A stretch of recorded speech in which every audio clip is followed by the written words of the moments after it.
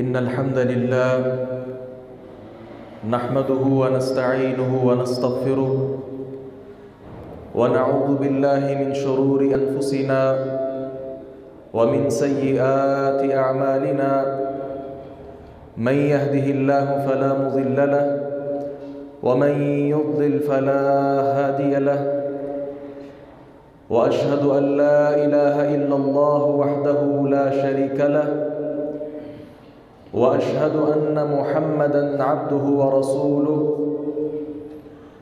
या अय्युहल्लज़ीना आमनुत्तक़ुल्लाहा हक़्क़ तुक़ातिहि व ला तमूतुन्न इल्ला व अंतुम मुस्लिमून या अय्युहन्नासुत्तक़ू रब्बकुमुल्लज़ी ख़लक़कुम मिन नफ्सिन वाहिदा वख़लक़ मिन्हा ज़ौजहा वबस्स मिन्हुमा रिजालन कसीरन वनिसाअ वत्तक़ुल्लाहा अल्लज़ी तसाअलून बिही वल अर्हाम इन्नल्लाहा काना अलैकुम रक़ीबा या अय्युहल्लज़ीना आमनुत्तक़ुल्लाहा वक़ूलू क़ौलन सदीदा युस्लिह लकुम अअमालकुम व यग़फिर लकुम ज़ुनूबकुम व मन युतिइल्लाह व रसूलहु फ़क़द फ़ाज़ फ़ौज़न अज़ीमा। अम्मा बअद फ़इन्न अस्दक़ल हदीस किताबुल्लाह व अहसनल हदी हदी मुहम्मद सल्लल्लाहु अलैहि वसल्लम व शर्रल उमूरि मुहदसातुहा वकुल्ल मुहदसतिन बिदअह वकुल्ल बिदअतिन ज़लालह वकुल्ल ज़लालतिन फिन्नार। अऊज़ु बिल्लाहि समीइल अलीम मिनश शैतानिर रजीम।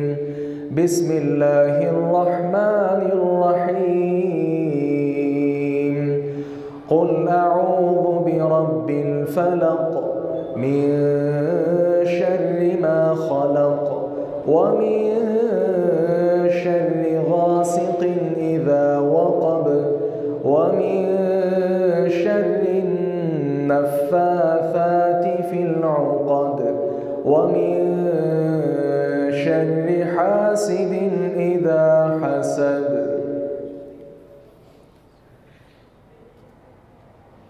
निहायत काबिल क़दर अज़ीज़ नौजवान भाइयों, इज़्ज़त के लायक सफ़ेद रीश बुज़ुर्गों, हया की चादर में लिपटी हुई मुअज़्ज़ज़ात माओं और बहनों,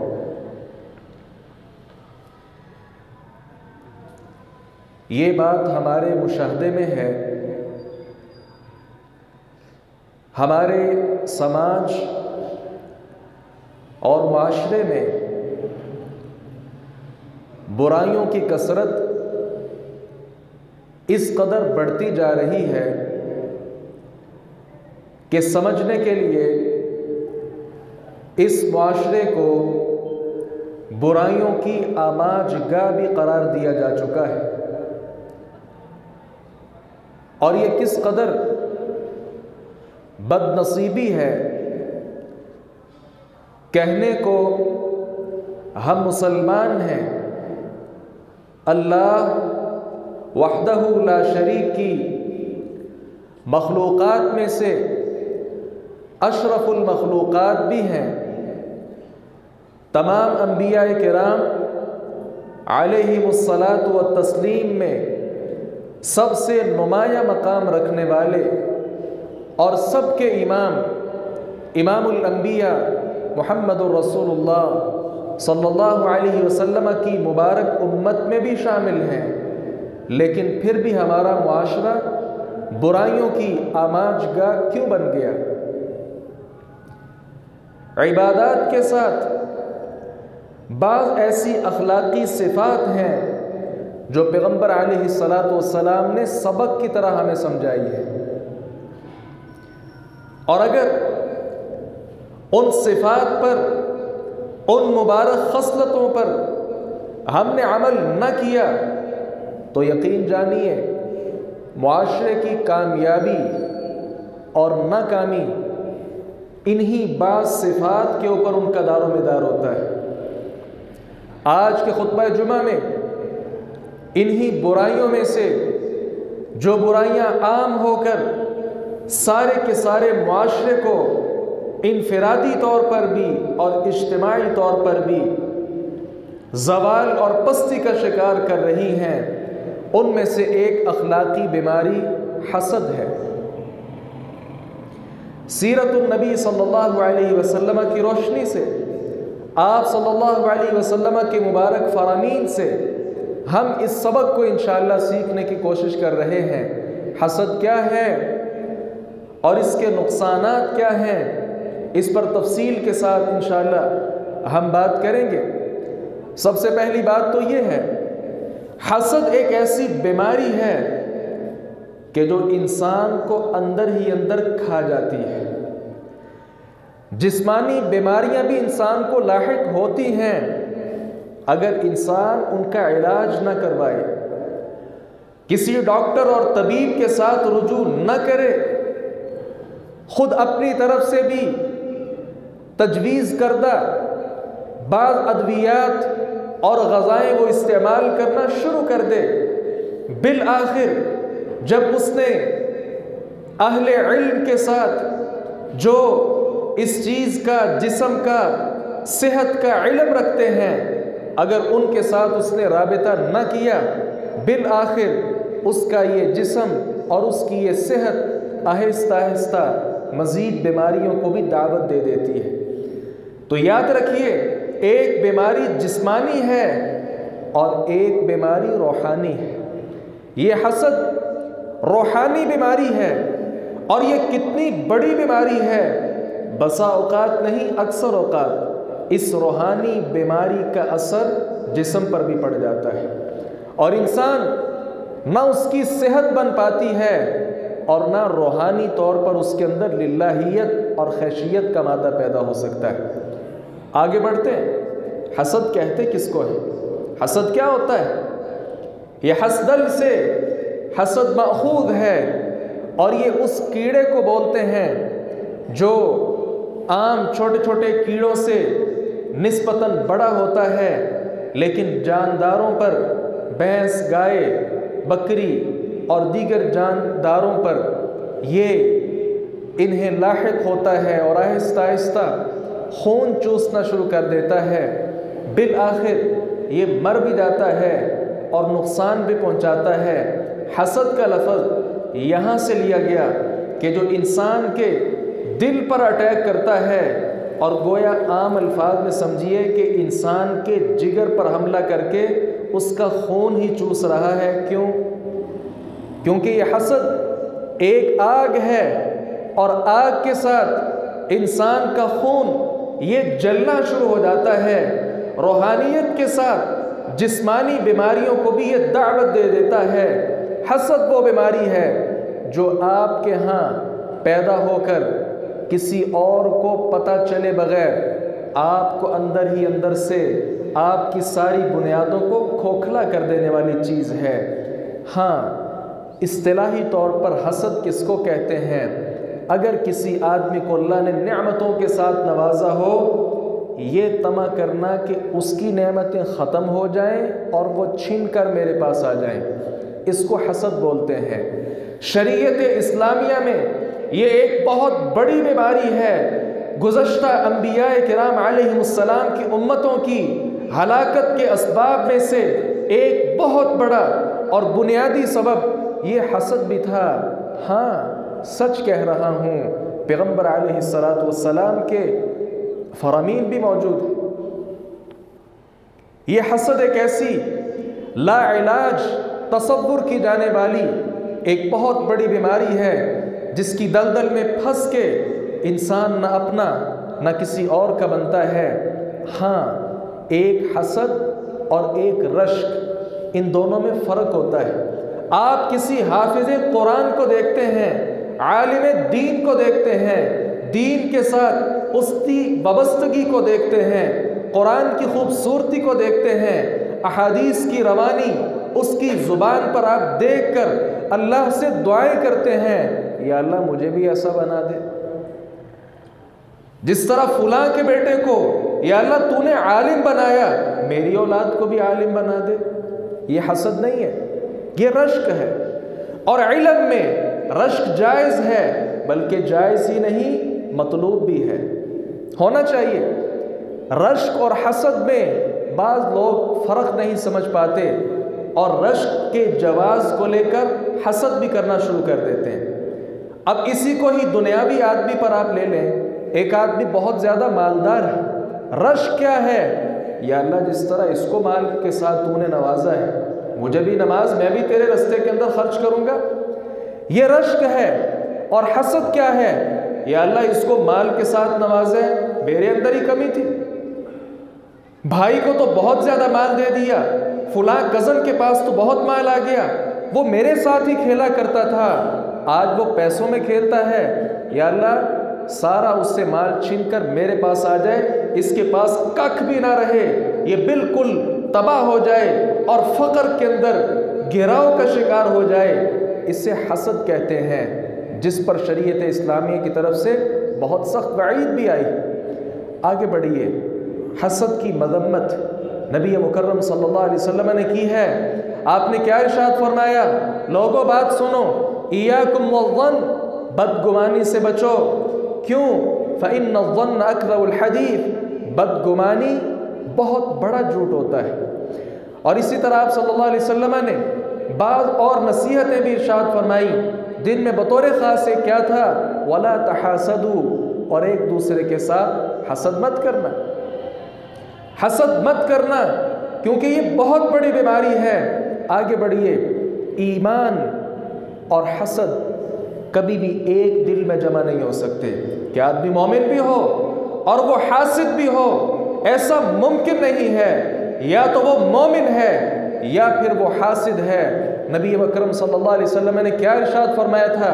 ला यज्तमिआन फी क़ल्बिन अल ईमान वल हसद, एक दिल में ईमान और हसद कभी जमा नहीं हो सकते। अगर आदमी मोमिन है उसके अंदर हसद नहीं होगा, और अगर वो हासिद है ईमान के साथ वो ला ताल्लुक़ है, ईमान का उसके साथ कोई ताल्लुक़ नहीं। आगे बढ़िए, तीसरी बात यह है, जिस इंसान के अंदर हसद पाया जाता है ऐसा इंसान मुआशरती तौर पर भी अच्छा इंसान नहीं है। इस्लामी तौर पर, दीनी तौर पर वो कामयाब नहीं है, ये तो हम जान चुके। ये बात भी समझिए, मुआशरती तौर पर भी लोग उसको गलत निगाह के साथ देखते हैं जिसके अंदर हसद पाया जाए। नबी अलैहिस्सलाम से सवाल किया गया, अय्युन्नास अफ़ज़ल, ऐ अल्लाह के नबी फरमाइए लोगों में सबसे ज़्यादा फजीलत वाला आदमी कौन होता है? आपने फरमाया कुल्लु मख़मूमिल क़ल्ब सदूक़ुल लिसान, हर वो शख्स जो मख़मूमुल क़ल्ब है और ज़ुबान का सच्चा है। सहाबाए किराम ने कहा ज़ुबान का सच्चा तो हम जानते हैं, ये मख़मूमुल क़ल्ब का क्या मतलब होता है? नबी अकरम सल्लल्लाहु अलैहि वसल्लम ने अपने इस फरमान की वजाहत खुद फरमाई और क्या कहा? हुवा तक़ी अन्नक़ी, ऐसा दिल जो अल्लाह के तक़वे और उसकी खैशियत के साथ भरा हुआ हो, ऐसा दिल जिसके अंदर अल्लाह का खौफ मौजूद हो। अन्नक़ी, ऐसा दिल जो गुनाहों और गुनाहों के ख़यालात से बिल्कुल पाक साफ हो। ला इस्म फ़ीही, ऐसा दिल मख़मूमुल क़ल्ब हुआ करता है जिसके अंदर कोई गुनाह ना हो। और चौथे नंबर पे आपने फरमाया वला बग़िया, बगावत और सरकशी और जुल्म का मादा उस दिल में नहीं होना चाहिए। और क्या फरमाया? वला ग़िल, ख़यानत भी नहीं होनी चाहिए। और पांचवें नंबर पर फरमाया वला हसद, और कोई हसद भी नहीं होना चाहिए। ऐसा इंसान तमाम लोगों में ज़्यादा फजीलत हासिल कर सकता है जिस इंसान के दिल में हसद नहीं है। आगे बढ़िए, चौथी बात यह है, हसद जब लोगों में आ जाएगा फिर लोगों से खैर की तवक्को नहीं की जा सकती। नबी अकरम सल्लल्लाहु अलैहि वसल्लम ने क्या फरमाया? ला यज़ालु अन्नासु बिखैर, लोग हमेशा ही खैर पर और भलाई पर रहेंगे। कब तक? मा लम यतहासदू, जब तक वो एक दूसरे के साथ हसद न करना शुरू हो जाए। क्या मतलब? जब लोग हसद में पड़ जाएंगे वो बेहतरीन लोग नहीं रहेंगे, उनके अंदर खैर बाकी नहीं रहेगी, लिल्लाहियत नहीं रहेगी, खैशियत का वादा नहीं रहेगा, एक अल्लाह का खौफ नहीं रहेगा। किस इंसान के दिल में? जिस इंसान ने अपने दिल के अंदर हसद को पाल लिया। और पांचवी बात यह है, बाप जब फौत होता है, वफात से पहले अपनी औलाद की फिक्र उसको दामनगीर होती है। वो बड़ी खूबसूरत नसीहतें अपनी औलाद को करता है, अपनी जिंदगी के वो हासिल किए हुए तजर्बात उनके साथ शेयर करता है।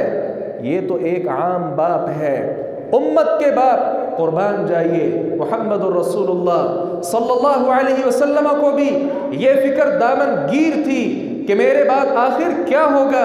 आप सल्लल्लाहु अलैहि वसल्लम ने क्या इरशाद फरमाया था? मैं डरता हूं शिरक से नहीं, हसद से। शिरक से नहीं, हसद से डरता हूं। शिरक उस वक़्त भी मौजूद था, आज भी मौजूद है, लेकिन इस दकीक फर्क को समझने की कोशिश कीजिए। वडेरे ये बात करते हैं, दोस्त मुख्तसर हो लेकिन मुखलिस हो। ईमानदार उस वक़्त कम थे लेकिन वो खालिस ईमानदार थे।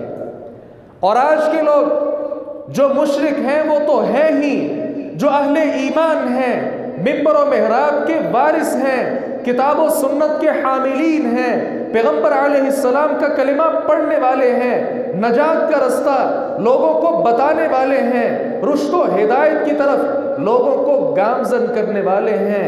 ये जो अहले जुब्दा और मक्खन जैसे लोग हैं, इनके अंदर भी हसद की बीमारी आ चुकी है।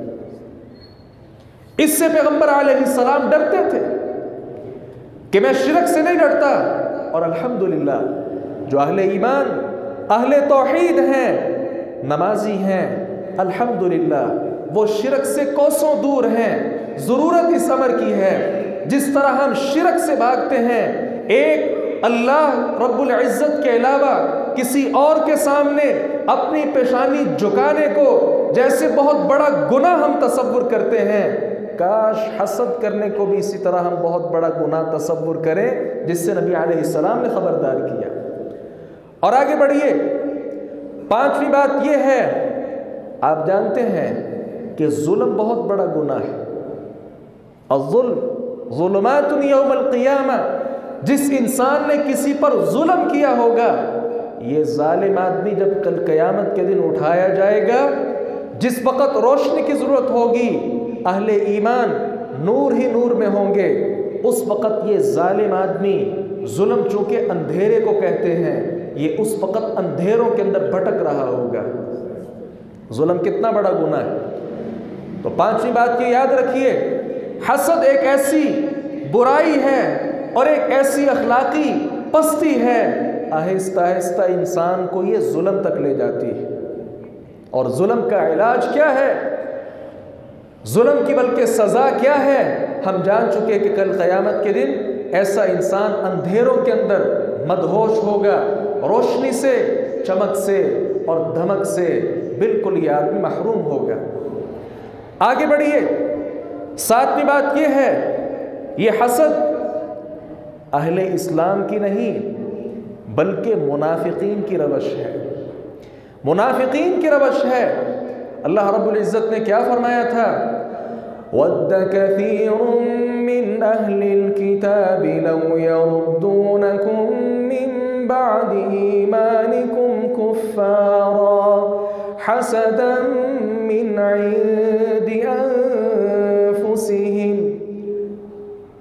मुनाफिक हों, यहूद व नसारा हों, ये सारे के सारे लोग पैगंबर अलैहिस्सलातु वस्सलाम की रिसालत इन पर वाज़ेह हो चुकी थी। चांद को दो टुकड़े करना, ये मौजज़ा भी अपनी आंखों से देख चुके थे। इस पैगंबर अलैहिस्सलाम के क़ल्बे अतहर पर उतरने वाला ये कुरान पाक आज तक और रहती दुनिया तक लोगों के लिए एक बहुत बड़ा ये चैलेंज है। पैगंबर अलैहिस्सलातु वस्सलाम की रिसालत की ये बैयन दलील है। ये मुनाफिक, ये बेईमान यहूद और नसारा मानते थे ये नबी हक पर है, लेकिन ईमान क्यों नहीं लाए? हसदन मिन इंदी अनफुसिहिम, अल्लाह रब्बुल इज़्ज़त ने फरमाया इनके अंदर हसद की बीमारी मौजूद थी, जिस वजह से ये लोग ईमान नहीं लाए। क्या समझते हैं? अबू जहल को पता नहीं था कि ये मेरा भतीजा नबी है, मानता था। उसके अलावा सारे काफिर इस बात को तस्लीम करते थे। यहूद और नसारा ने अपनी आसमानी किताबों में जो नबी अलैहिस्सलाम की बशारतें पढ़ी थी, मौजूद थी, नबी अलैहिस्सलाम में मौजूद थी और इकरार भी करते थे। ईमान क्यों न लाए? हसद की वजह से। नबी अलैहिस्सलाम के बारे उनको इतना पता था। अल्लाह रब्बुल इज़्ज़त ने क्या फरमाया सूरतुल बकरा में? यारिफूनहु कमा यारिफून अबनाअहु। ये यहूद, ये नसारा जिस तरह अपने बच्चों को जानते हैं ना कि ये मेरा बेटा है, 10 बच्चे खड़े हों, इंसान अपना सुल्बी बेटा पहचान लेता है कि ये मेरा बेटा है, इसी तरह इन लोगों को पता है कि ये मोहम्मद अरबी सल्लल्लाहु अलैहि वसल्लम अल्लाह के भेजे हुए रसूल। ये कुरान में अल्लाह ने गवाही दी। अब इसके बावजूद, सारी निशानियां पूरी हो जाने के बावजूद भी ये लोग ईमान क्यों ना लाए? हसद की वजह से। और आप जानते हैं ये मदीना यहूद का इलाका नहीं था, ये यहूद का इलाका नहीं था, यहूद का इलाका तो फिलिस्तीन का था। ये मदीना में क्यों आए? तारीखी कुतुब की वर्क गर्दानी करने से ये बात मालूम होती है, इन्हें इल्म था, इनकी आसमानी किताबों में ये बात मौजूद थी कि हिजाज में, अरब के इलाके में आखिरी नबी तशरीफ लाने वाले। इनका ये गुमान था कि वो नबी हमारे रिश्तेदारों में से होने चाहिए। असल में इब्राहीम अलैहिस्सलाम के आगे बेटे इस्माइल भी हैं और इसहाक भी हैं। नबी अलैहिस्सलाम का सिलसिला इब्राहीम अलैहिस्सलाम तक बनु इस्माइल से पहुंचता है, जबकि यहूद और अहले अरब का जो सिलसिला है इब्राहीम अलैहिस्सलाम तक, ये इस्माइल की बजाय इसहाक अलैहिस्सलाम के तवस्सुत से पहुंचता है। वह सादा अल्फाज में कह लें चाचे ताए का मसला था। ये नबूवत बनु इसहाक से क्यों छीन ली गई? बनु इसहाक से आखिरी पैगंबर क्यों ना आया? बनु इस्माइल से क्यों आया? ये हसद था इनके अंदर, जिस वजह से पैगंबर अलैहिस्सलाम पर वो ईमान नहीं लाते थे। मारूफ किस्सा इशारा कर देता हूं। वो मासूम बच्चा, यहूदियों का बच्चा, नबी अलैहिस्सलाम की मुबारक मजलिस में जो बैठा करता था, बीमार हो गया। नबी अलैहिस्सलाम इयादत के लिए तशरीफ ले गए, मौत की कशमकश में है। नबी अलैहिस्सलाम ने फरमाया कलिमा पढ़ लो, ला इलाहा इल्लल्लाह पढ़ लो। वो बच्चा एक नज़र अपने बाप की तरफ और एक नज़र नबी अलैहिस्सलाम की तरफ देखता, बोल नहीं सकता था, मौत की सख्तियों में घिरा हुआ, जुबान से बात नहीं कर सकता था, इशारे इशारे से देख रहा है। इस बेटे का बाप जो यहूदी है जानता था कि ये पैगंबर हक पर हैं। अपने बेटे को क्या कहता है? अति अबुल कासिम सल्लल्लाहु अलैहि वसल्लम की इताअत कर लो। उस बेटे ने कलिमा पढ़ लिया और साथ ही दम तोड़ दिया। नबी अलैहिस्सलाम ने फरमाया अल्हम्दुलिल्लाहिल्लज़ी अनक़ज़हु मिनन नार, या अल्लाह तेरा शुक्र है तूने इस बच्चे को जहन्नम की आग से महफूज कर लिया। अगर वो बाप यहूदी ये समझता इस नबी के साथ तो हमारी बहुत दुश्मनियां हैं, ये हक और सच पर नहीं है, दुनिया से रुखसत होते हुए अपने बेटे को कलिमा पढ़ने की तलकीन करता नहीं। तो ये हसद है जिसकी वजह से लोग ईमान और इस्लाम कबूल न कर सके। आगे बढ़िए, हसद के असबाब क्या हैं? लोगों के अंदर एहसास कमतरी और तकदीर पर ईमान न होना है। मुझे अगर अल्लाह ने बेटा दिया, भाई को बेटा नहीं दिया, उसे ये समझना चाहिए अल्लाह की तकदीर पर राजी रहना चाहिए। भाई के हक में बेटा बेहतर था, अल्लाह ने दे दिया, मेरे हक में भी बेहतर नहीं है, मुझे नहीं मिला। अल्लाह रब्बुल इज़्ज़त की तकदीर पर ईमान नहीं है लोगों का, अदम ईमान की वजह से वो हसद का शिकार हो जाते हैं। और दूसरा सबब क्या है? अल्लाह रब्बुल इज़्ज़त के फ़लसफ़ा और आजमाइश को लोग समझ नहीं पाते। लोग बज़ाहिर देखते हैं कि फ़लाँ आदमी के पास बहुत माल है, मेरे पास माल नहीं है। यह हसद का एक बुनियादी सबब बन जाता है। लेकिन गरीब आदमी को यह भी तो सोचना चाहिए कि जितनी परेशानियों में वो मालदार आदमी घिरा हुआ है, मुझे इनका अंदाज़ा ही नहीं है। और बल्कि शरई तौर पर भी इस बात को हम समझ लें, जन्नत में सबसे पहले कौन जाएंगे? गरीब लोग। क्यों? इनके पास माल कम था, उनका हिसाब भी इतना नहीं होगा। और जिनको अल्लाह ने मालो दौलत की रेल पेल से नवाजा है, कदम डगमगाएंगे नहीं जब तक उस माल के मुतालिक अल्लाह रब्बुल इज़्ज़त की तरफ से किए हुए सवालों के जवाब न दे दे। ये माल कहां से लिया, कहां सरफ किया, इन सब के जवाबात अल्लाह रब्बुल इज़्ज़त के सामने पेश किए जाएंगे। और जन्नती जो गरीब लोग होंगे, जिनके पास ये माल था ही नहीं, वो जन्नत में पहले चले जाएंगे। ये अल्लाह रब्बुल इज़्ज़त का फ़लसफ़ा है जिसे इंसान समझ नहीं पाता। और इसी तरह एक तीसरा सबब किसी इंसान के साथ बुग़्ज़ और अदावत होती है, नफ़रत की वजह से वो उसके साथ हसद कर रहा होता है। और चौथे नंबर पर, अगर दो आदमी एक ही स्टेज पर, मिसाल के तौर पे एक ही दुकान पे वो काम किया करते थे, लेकिन एक को अल्लाह रब्बुल इज़्ज़त ने आज इतना नवाज दिया, उसने अपनी एक नहीं कई दुकानें बना ली हैं। ये भी एक सबब होता है कि फ़लाँ आदमी मेरे साथ ही तो था, हम इकट्ठे ही तो थे, उसके पास इतना माल क्यों आ गया? इस वजह से वो उसके साथ हसद करना शुरू कर देता है। इसके अलावा भी कई असबाब हो सकते हैं। हसद की कई सूरतें और शक्लें हैं।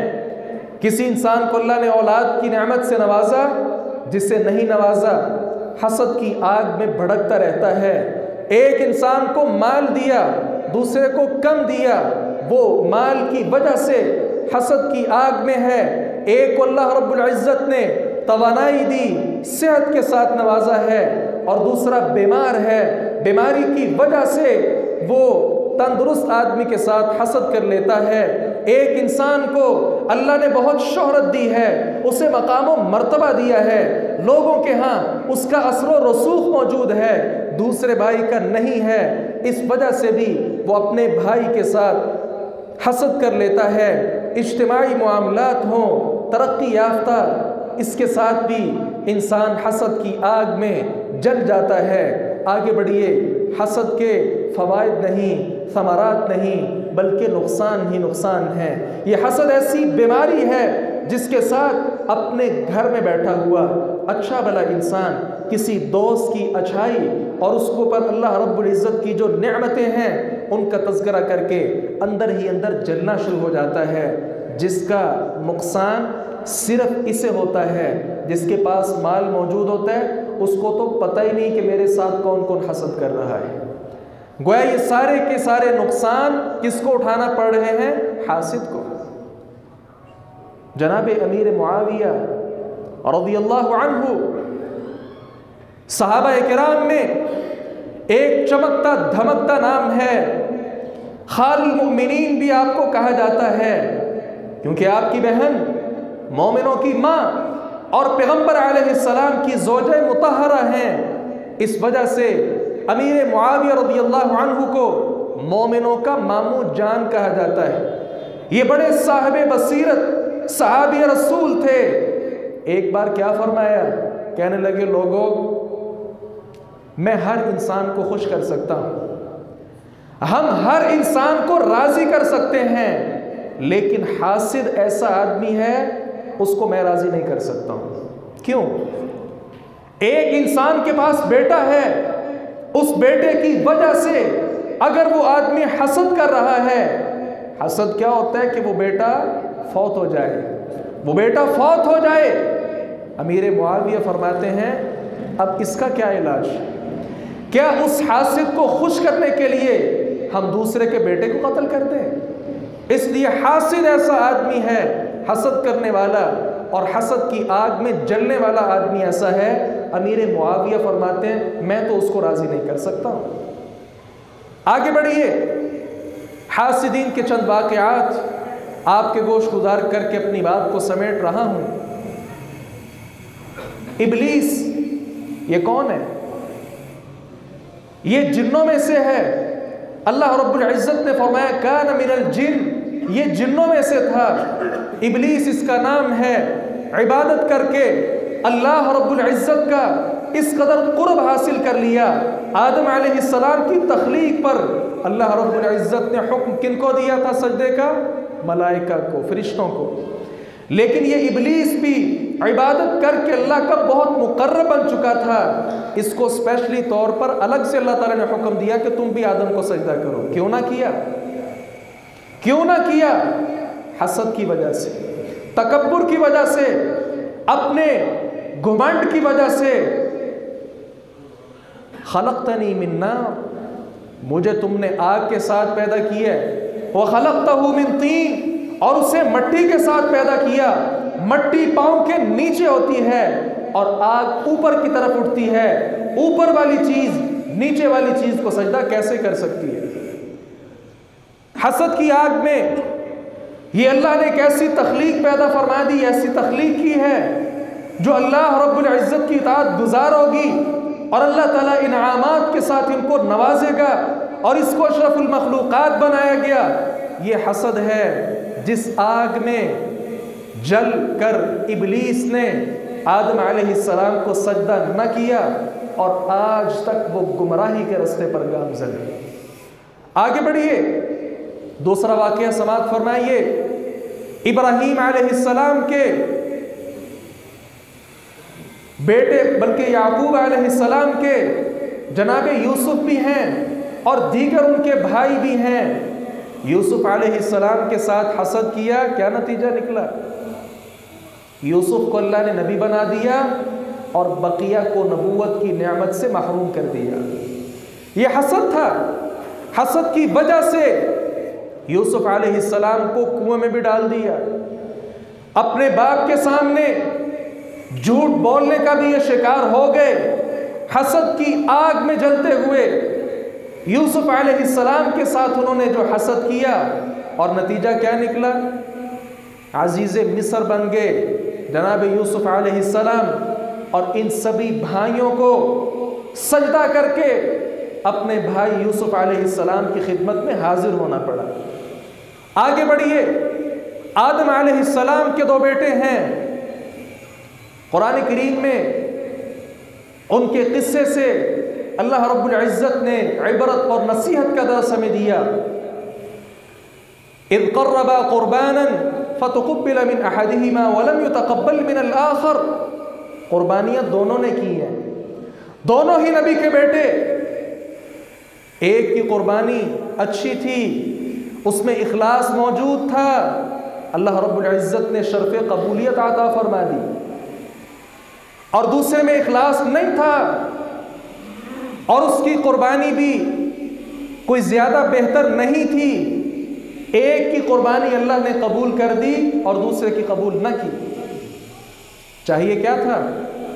चाहिए तो ये था, या अल्लाह वो भी मेरा भाई है, उसकी कुर्बानी तूने कबूल कर ली, हाँ मेरे अंदर कोई कमियां होंगी इसीलिए मेरी कुर्बानी कबूल नहीं हुई, आइंदा इंशाअल्लाह पूरे इखलास के साथ तेरे रास्ते के अंदर जानवर कुर्बान करूंगा।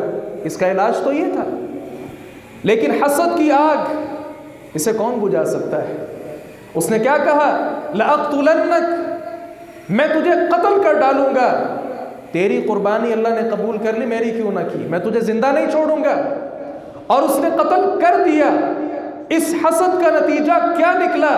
याद रखिए, अल्लाह रब्बुल इज़्ज़त ने कानून बयान फरमा दिया, जिसने भी जिस बुराई का आगाज किया, इब्तिदा की, जब तक वो बुराई चलती रहेगी उसका सारा गुनाह उसको भी मिलता जाएगा। आज तक जितनी कत्लो गारत हो रही है, सब कत्लों का गुनाह जिस तरह मौजूदा कातिलों को मिल रहा है, कत्ल की इब्तिदा करने वाले नबी आदम अलैहिस्सलाम के बेटे कातिल को भी मिल रहा है।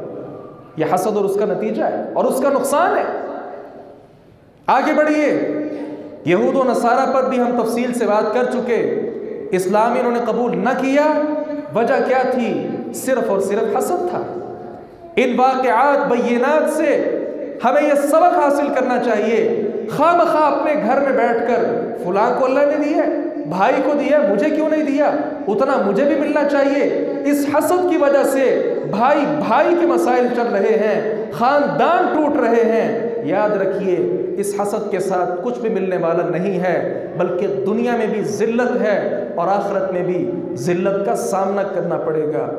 लिहाजा बेहतर यह है कि हसद से मिलती जुलती जो अच्छी खसलत है, रश्क किया जाए। या अल्लाह, फलां को इल्म दिया, मुझे भी इल्म दे। फलां को तुमने तक़वा की नेमत से माला माल किया, या अल्लाह वो तक़वा, वो खैशियत मुझे भी दे दे। या अल्लाह फलां को माल दिया, मुझे भी दे दे, मैं भी तेरे रास्ते में खर्च करूं। या अल्लाह फलां को तुमने सलाहियतें दी, वो लोगों के साथ मिलता जुलता है और लोगों को इस्लाम की तरफ और अच्छी आदत और खिसाल की तरफ राग़िब करता है। या अल्लाह मुझे भी ये सलाहियतें अता कर दे। इसको रश्क कहते हैं। बात ख़त्म करें। रश्क जो है, इसी पर हमें अमल करना चाहिए। नबी अलैहिस्सलाम ने रश्क के बारे फरमाया था कि ये बुराई नहीं है, रश्क कर लेना जायज़ है। जबकि हसद की आग में अपने आप को इस आग का शिकार कर लेना, अपनी सेहत को भी ख़राब कर लेना है और अपने अच्छे ताल्लुकात को भी ख़राब कर लेना है। गोया सादा अल्फाज में दुनिया और आखिरत को तबाह कर लेना हसद है। नबी अलैहिस्सलाम ने फरमाया था, गुज़श्ता उम्मतें हसद की वजह से तबाह हुई हैं, लिहाजा मेरी उम्मत तुम हसद का ख्याल रखना और ये कभी भी हसद का शिकार न होना।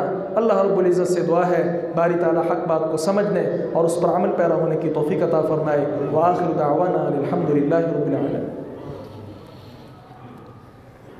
इन्नल हम्दुलिल्लाह नहमदुहु व नस्तईनुहु व नस्तग़फिरुहु व नऊज़ु बिल्लाहि मिन शुरूरि अनफुसिना व मिन सय्यिआति अअमालिना मन यहदिहिल्लाहु फला मुज़िल्ल लहु व मन युज़लिल फला हादिय लहु व अशहदु अन ला इलाहा इल्लल्लाह वहदहु ला शरीका लहु व अशहदु अन्न मुहम्मदन अब्दुहु व रसूलुहु। अम्मा बाद, हसद से बचने के लिए बहुत से आमाल उलमा ने लिखे हैं। एक बात समझ लीजिए, अल्लाह रब्बुल इज़्ज़त पर तवक्कुल और भरोसा कर लेना और उसकी तकदीर पर राज़ी हो जाना। अगर ये सबक इंसान सीख ले तो वो हसद और दीगर सारी बीमारियों से इंशाअल्लाह महफूज हो जाएगा। अल्लाह रब्बुल इज़्ज़त हमें इसकी तौफ़ीक़ अता फ़रमाए।